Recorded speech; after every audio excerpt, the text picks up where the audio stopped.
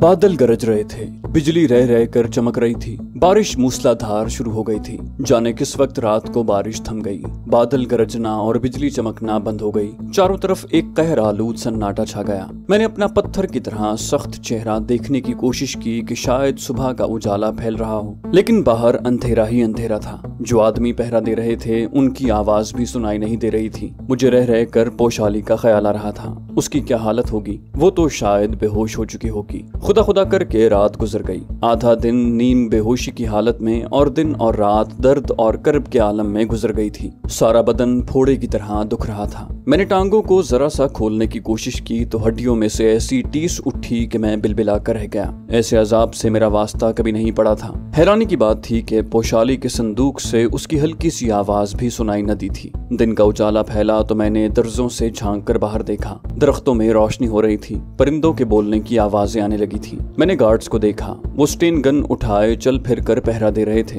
ये वो लोग नहीं थे जो दोपहर को हमें लेकर आए थे। गार्ड शायद रात के वक्त ही बदल गई थी। मुझे पोशाली का संदूक भी दिखाई दे रहा था, शायद वो भी मेरे संदूक को देख रही थी। अभी कुछ मालूम नहीं था कि इस अजाब से कब छुटकारा मिलता है। ये इब्तिदा थी। मुझे मालूम था कि ये लोग इससे भी ज्यादा तशद्दुद करने वाले हैं। मैं सोच रहा था कि क्या पोशाली इनके इस बहीमाना तशद्दुद को बर्दाश्त कर लेगी। कहीं ऐसा तो नहीं होगा कि वो तशद्दुद और अजियत से बौखलाकर इन लोगों को बता दे कि मेरा ताल्लुक दिल्ली के प्राइम मिनिस्टर सेक्रेटेरिएट से है और मैं पाकिस्तान से आया हूँ। दिल में तरह तरह के वसवसे पैदा होने लगे। पोशाली की दलेरी और जुर्रत मैंने देख रखी थी, लेकिन इस किस्म के अजाब को वो कब तक बर्दाश्त करेगी, इसके बारे में मुझे कुछ मालूम नहीं था। अजाब की घड़ियां दोबारा रींग रींग कर गुजरने लगी। सूरज बादलों के पीछे छुपा हुआ था। परिंदों ने चहचहाना बंद कर दिया था। चारों तरफ एक बार फिर संगीन सन्नाटा तारी हो गया। किसी तरफ से कोई आवाज नहीं आ रही थी। दिन गुजरता जा रहा था। अब भूख और प्यास ने भी निढाल कर दिया था। ठीक उस वक्त मुझे ऐसी आवाज सुनाई दी जैसे कुछ कदम मेरी तरफ बढ़ रहे हैं।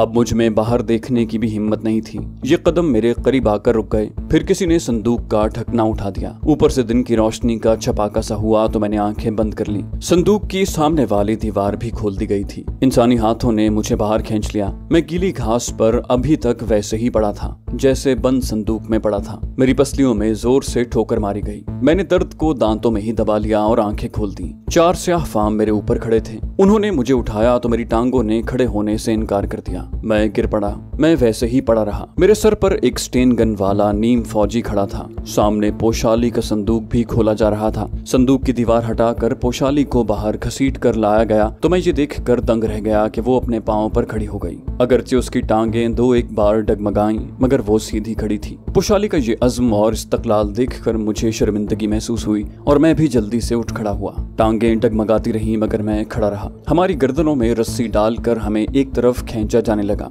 हमसे चला नहीं जा रहा था मगर हम चल रहे थे। पोशाली जैसे सीना ताने चल रही थी। मुझे उससे एक तरह की ताकत और हौसला मिल रहा था। हमें दरख्तों से हटकर एक ऐसी जगह लाया गया जहाँ नारियल की ढलवान छत वाले 2 झोंपड़े बने हुए थे। उनके बाहर चूल्हे पर एक देगचा रखा था। 2 उसी तरह के वर्दी पोश स्याफाम आदमी वहाँ चाको चौबंद खड़े थे। चूल्हे के सामने हमें खड़ा कर दिया गया। फिर एक आदमी ने हमारे हाथ खोल दिए और हुक्म दिया, हाथ फैलाओ। मेरी समझ में नहीं आया कि ये हमें हाथ फैलाने के लिए क्यों कह रहे हैं। ज़हन दर्द और भूख प्यास की शिद्दत से पहले ही माऊफ हो रहा था। मैंने अपने हाथ ना फैलाए। पोशाली भी साकित और जामिद खड़ी सामने घूरती रही। वर्दीपोश ने पिस्तौल निकाल लिया और दोबारा हुक्म दिया, हाथ आगे करो। हमने हाथ आगे कर दिए। दूसरे आदमी ने देगचे में चमचा डालकर उबले हुए चावल निकाले और जल्दी से हमारे हाथों में डाल दिए। इसे खाओ। मैंने पोशाली की तरफ देखा। वो सामने देख रही थी। उबले हुए नीम गर्म चावल हमारे हाथों में थे। पोशाली ने हाथ मुंह के करीब ले जाकर चावल खाने शुरू कर दिए। मैंने भी वैसे ही किया।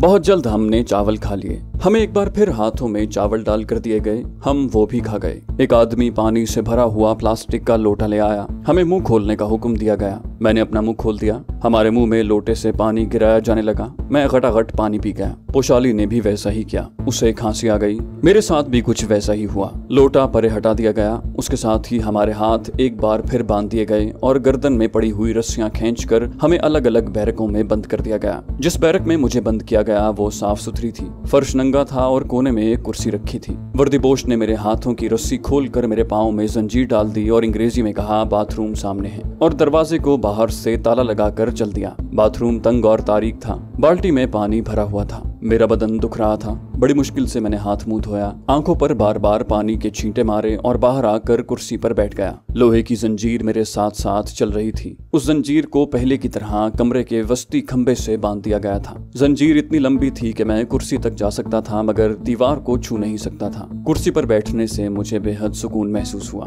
भूख और प्यास की आग बुझी तो जहन ने वहां से फरार की तरकीबों पर गौर करना शुरू कर दिया। ये तयशुदा अमर था कि ये भारतीय इलाका नहीं था। ये लंका के ही कुर्बो जवार का खित्ता था या फिर लंका ही का कोई करीबी जजीरा था जो किसी तरह से सिफारत खाने के मुल्क वालों के तसर्रुफ में था। अभी तक मुझे वहाँ कोई भी मकामी बाशिंदा दिखाई नहीं दिया था। मुमकिन है कि वहाँ कोई मकामी आबादी न हो या फिर उन लोगों ने मकामी बाशिंदों को वहाँ से बाहर निकाल दिया हो। उन लोगों की साफ सुथरी वर्दियों और असलहे को देखकर अंदाजा होता था कि इस जजीरे या इलाके में उनके पास असलहा जदीद तरीन है और ऐसे नौकर चाकर भी जरूर होंगे जो उनके लिए खाना पकाते और वर्दियों को इस्त्री करते होंगे। अभी तक मुझे ये इल्म नहीं हो सका था कि यहाँ पर इन नीम फौजी आदमियों की तादाद कितनी है। यहाँ से जंगल में किधर को कौन सा रास्ता जाता है और क्या आगे कहीं समंदर तो नहीं आ जाएगा। मुझे नींद आने लगी। मैंने फर्श पर लेटकर आंखें बंद कर ली। मेरा बंद बंद दुख रहा था और आंखों में नींद सुलग रही थी। बहुत जल्द मैं दुनिया जहां से बेखबर होकर सो गया। जब आंख खुली तो सूरज गुरूब हो गया था।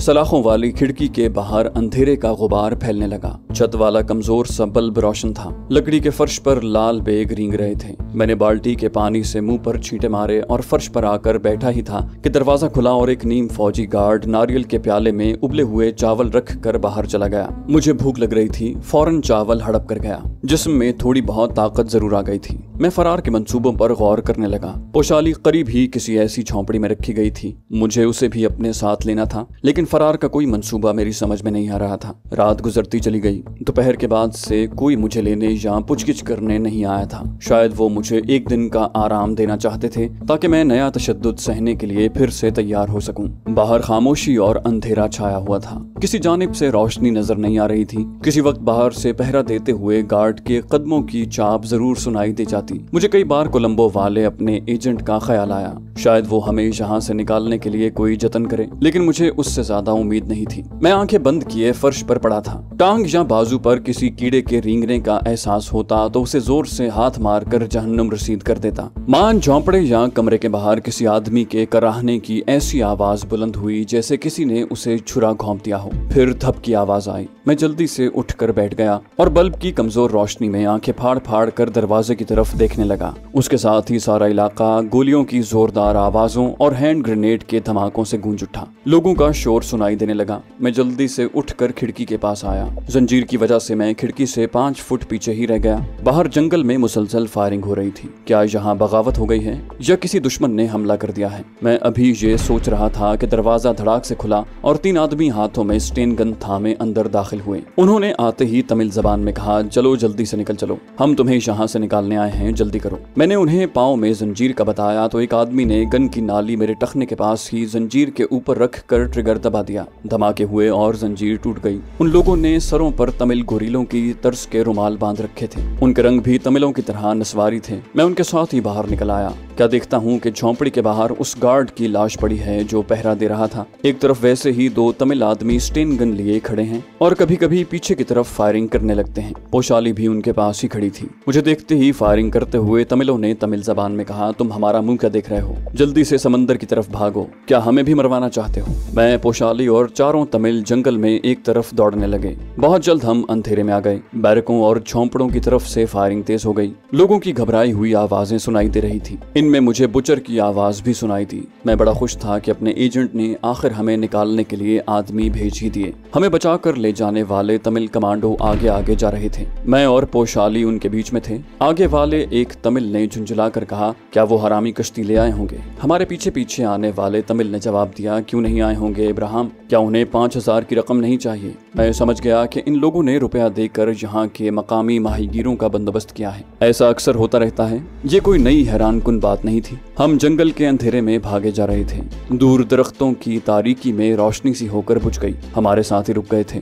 हमारे आगे जो तमिल कमांडो था उसने कहा, वो लोग आए हुए हैं। पीछे से फायरिंग की आवाज अब दूसरी जानिब से आने लगी थी। ऐसा महसूस होता था कि हमारे ताक़ुब में आने वाले दूसरी तरफ निकल गए हैं। अब उस कमांडो पार्टी के लीडर ने तमिल जबान में मुझसे कहा, क्या तुम दोनों को तैरना आता है? मैंने कुछ हैरान सा होकर तमिल में ही जवाब दिया, हाँ। उसने वैसी ही करख्त आवाज में पोशाली से पूछा। उसने भी हाँ में जवाब दिया। कमांडो लीडर ने अपने साथियों को हाथ से आगे बढ़ने का इशारा किया और हम एक बार फिर जंगल में उस तरफ दौड़ पड़े जिधर से थोड़ी देर पहले रोशनी का सिग्नल हुआ था। हम थोड़ी दूर ही गए होंगे कि अचानक हमारे पहलू से गोलियां चलने लगी। कमांडो लीडर ने चिल्लाकर कहा, लेट जाओ। मैं और पोशाली जल्दी से जमीन पर लेट गए। हमारे साथियों ने फायर खोल दिया। दोनों जानिब से धड़ाधड़ गोलियां चलने लगी। कमबख्त हमारे ताक़ुब में निकले हुए नीम फौजी उधर आ निकले थे। 1 मिनट तक दोनों जानिब से फायरिंग होती रही। फिर हमारे कमांडो लीडर ने अपने साथी से कहा, पीछे से जाकर उन लोगों को खत्म कर दो, हमें सुबह से पहले यहाँ से निकलना है। उसने सख्त गुस्से में ये ऑर्डर दिया था। हमारे साथियों में से 2 झुके झुके उठकर अंधेरे में झाड़ियों के पीछे गायब हो गए।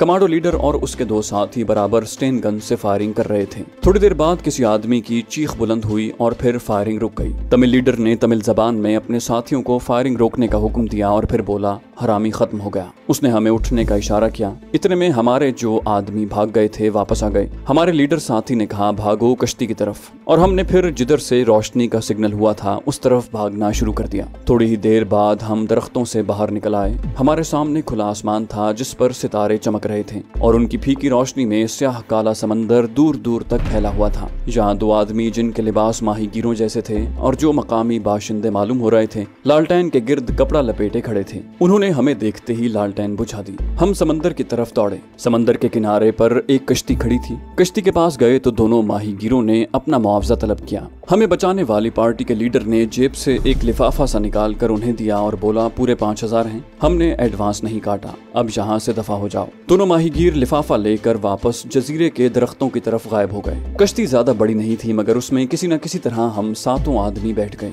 लीडर कमांडो ने अपने साथियों में से 2 को हुक्म दिया कि गन्नों का रुख दरख्तों की तरफ रखना, कहीं दुश्मन यहाँ पहुंचकर फायर न कर दे। कश्ती को समंदर की लहरों पर घसीट कर पहले ही डाल दिया था। 4 आदमियों ने चप्पू चलाने शुरू कर दिए थे। थोड़ी ही देर में हमारी कश्ती साहिल से दूर निकल चुकी थी। अब मैंने तमिल लीडर का शुक्रिया अदा करते हुए कहा, मुझे उम्मीद थी कि कोई न कोई हमें यहाँ से निकालने जरूर आएगा। तमिल लीडर की स्टेन गन का रुख अभी तक जजीरे के दरख्तों की तरफ था जहाँ अंधेरा छाया था। जजीरे के वस्त में से किसी वक्त फायर की आवाज बुलंद हो जाती। पोशाली खामोशी से सर झुकाए बैठी थी। मेरे शुक्रिया के जवाब में तमिल लीडर बोला, ये हमारा फर्ज था। तुम लोगों ने बड़ी हिमाकत की जो हमें बताए बगैर सिफारत खाने पर अटैक कर दिया। मैंने कहा, हमारे ख्याल में ये अटैक बहुत जरूरी था क्योंकि दूसरा कोई तरीका हमारे पास नहीं था और वक्त गुजरता जा रहा था। अब पोशाली ने तमिल जबान में उस बचाओ पार्टी के लीडर से पूछा, तुम लोगों को किसने भेजा है? इस पर तमिल लीडर ने घूर कर पोशाली को देखा और तल्ख लहजे में कहने लगा, सिवाय अपने एजेंट के और कौन हमें इस जहन्नम में भेज सकता था। फिर उसने जोर से समंदर में थूक दिया। अब वो मेरी तरफ मुतवज्जे होकर बोला, तुम लोगों ने इन्हें कुछ बताया तो नहीं?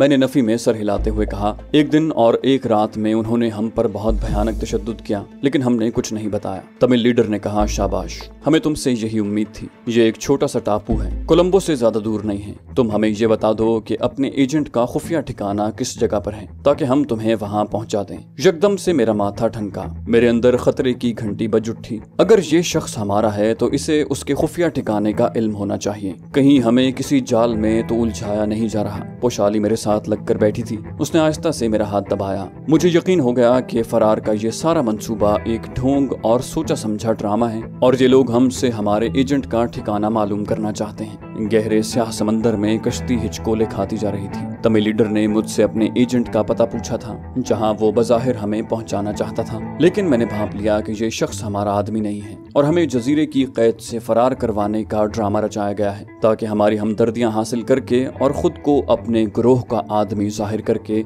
हमसे कोलंबो में मुकीम खुफिया एजेंटों की कमीनगाहों का पता चलाया जा सके। बेपनाह तशद्दुद और नाकाबिल बर्दाश्त अजियतों से जब हमने उन्हें अपने एजेंट के बारे में कुछ न बताया तो उन्होंने ये ढोंग रचाया था और अपने आदमियों को हमें कैद से आजाद करवाने के लिए भेजा था। उन्होंने हवाई फायरिंग की और जजीरे में मुकीम नीम फौजी दस्तों की तरफ से भी सोची समझी स्कीम के मुताबिक जवाबी हवाई फायरिंग की थी, ताकि हमें पूरी तरह यकीन हो जाए कि ये हमारे अपने ही आदमी हैं और हमें यहाँ से फरार करवाने के लिए आए हैं। लेकिन इस तमिल लीडर से ये एक भूल हो गई कि उसने बहुत जल्दी मुझसे अपने एजेंट के ठिकाने के बारे में पूछ लिया, जिसने दूध का दूध पानी का पानी कर दिया और मैं साजिश की तह तक पहुंच गया। जब तशद्दुद से कोई जासूस कुछ न बताए तो दुश्मन इस किस्म के हथकंडे इस्तेमाल करता है। मैंने भी अपने रवैये से ये जाहिर न होने दिया कि मुझ पर उनका ढोंग खुल चुका है। जब तमिल लीडर ने मुझसे अपने एजेंट के बारे में पूछा कि वो किस जगह मुकीम है ताकि हमें उसकी हिफाजत में पहुंचा दिया जाए, तो मैंने कहा, मेरे दोस्त, तुम्हें मालूम होना चाहिए कि एजेंट कभी अपनी खुफिया कमीनगाहों के बारे में नहीं बताया करते।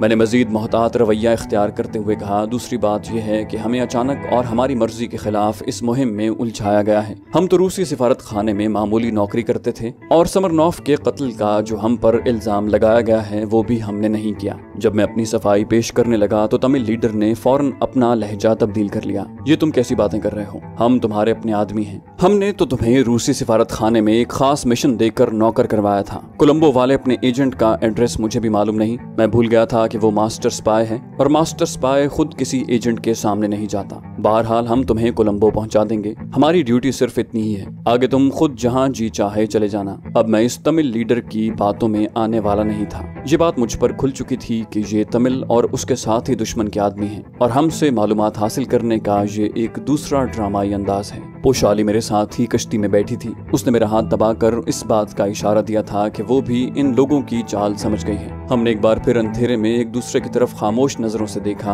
और इस ख्याल को एक दूसरे तक पहुंचा दिया कि अब हमें किस किस्म का रवैया इख्तियार करना है। कश्ती सितारों की धुंधली फीकी रोशनी में साए की तरह बहरे हिंद के गहरे स्याह पानियों में मशरिक की तरफ चली जा रही थी। चप्पों की आवाज के सिवा वहाँ कोई आवाज नहीं थी। समंदर पुरसुकून था। खलीज बंगाल का पानी तारकोल की तरह स्याह था। जुनूबी लंका के शुमाल में जब ये समंदर में शामिल होता है तो यहाँ भी समंदर की स्याही बहुत हद तक बरकरार रहती है। रात के अंधेरे में तो समंदर तारीक दलदल की तरह मालूम हो रहा था। लंका के शुमाल में जाफना के इर्द गिर्द कितने ही छोटे बड़े टापू नुमा जजीरे हैं। हमारी कश्ती उन ही टापुओं में से एक पर आकर रुक गई। तमिल लीडर ने अदाकारी करते हुए अपने साथियों से कहा, आगे जाकर देखो, दुश्मन ने कोई जाल तो नहीं बिछा रखा। दो आदमी स्टेन गन्ने संभाले कश्ती से छलांग लगाकर दरख्तों के पीछे गायब हो गए। तमिल लीडर ने हमें कश्ती में ही बैठे रहने का इशारा किया। वो खुद भी इधर उधर अंधेरे में घूर घूर कर देख रहा था। वो इतनी उम्दा अदाकारी कर रहा था कि एक बार तो मुझे भी ये ख्याल आ गया कि ये हकीकत में हमारा ही आदमी है और हमें दुश्मन की कैद से निकाल कर ले जा रहा है।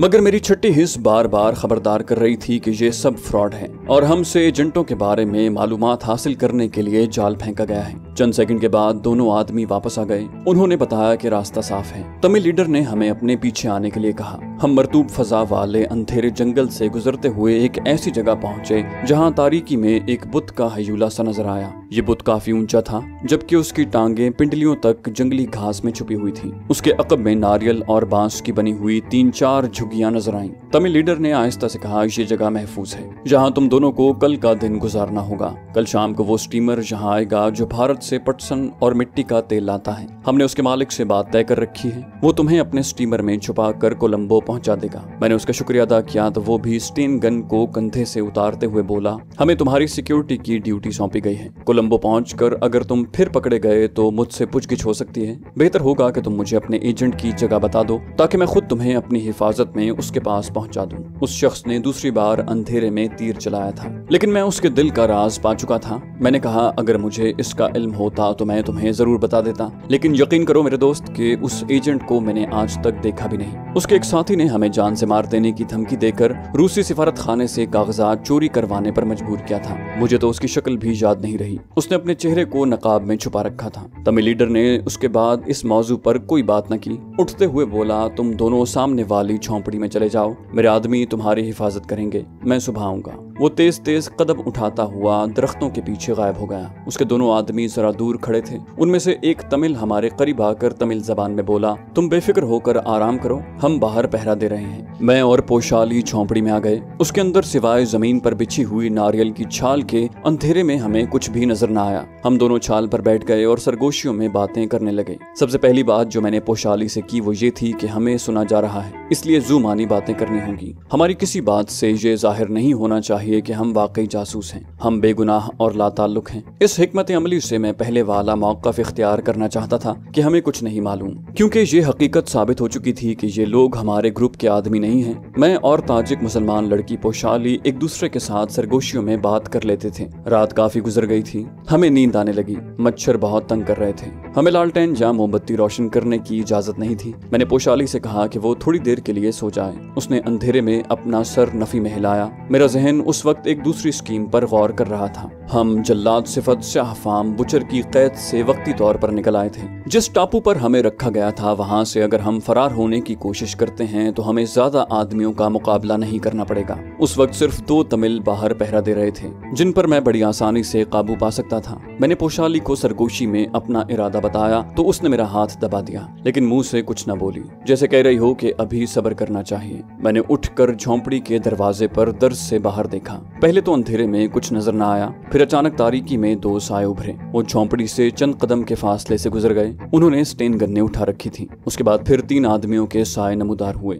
वो भी टहलते हुए झोंपड़ी के अकब में चले गए। इन लोगों की तादाद 2 नहीं थी जो हमारे साथ आए थे। इनकी नफरी ज्यादा थी। साफ जाहिर हो रहा था कि वो हमारी हिफाजत नहीं बल्कि निगरानी कर रहे हैं, ताकि हम फरार होने की कोशिश न करें। ये बात मैंने पोशाली को बताई तो वो सरगोशी में ही बोली, हमें कल शाम तक इंतजार करना चाहिए। मेरी समझ में नहीं आ रहा था कि वो ऐसा क्यों सोच रहे हैं। अचानक झोंपड़ी का दरवाजा खुला और अंधेरे में एक इंसानी साए ने आगे झुककर तमिल जबान में पूछा कि हमें किसी शय की जरूरत तो नहीं। वो असल में ये तसल्ली करने आया था कि हम झोंपड़ी में ही हैं या नहीं। मैंने उसे कहा कि हम आराम कर रहे हैं, हमें परेशान न किया जाए। वो आदमी चला गया। झोंपड़ी का दरवाजा बंद कर दिया गया। मैंने 5 आदमी ही देखे थे। इन पर बासानी काबू पाया जा सकता था, लेकिन पोशाली ये खतरा मोल लेने को तैयार नहीं थी। उसने दबी जबान में इस खुशफहमी का इजहार भी किया कि हो सकता है ये अपने आदमी हों और हमें यहाँ से निकालने ही आए हों। हमें सुबह स्टीमर के आने तक खामोश रहना चाहिए। मैं जमीन पर लेट गया और बहुत जल्द मुझे नींद आ गई। तो दोस्तों, ये थी हमारी आज की एपिसोड। उम्मीद करते हैं आपको हमारी कहानी पसंद आई होगी। जाने से पहले इस वीडियो को लाइक कीजिए और शेयर करना मत भूलिए। कमेंट करके हमें बताइए कि आपको हमारी वीडियो कैसी लगी।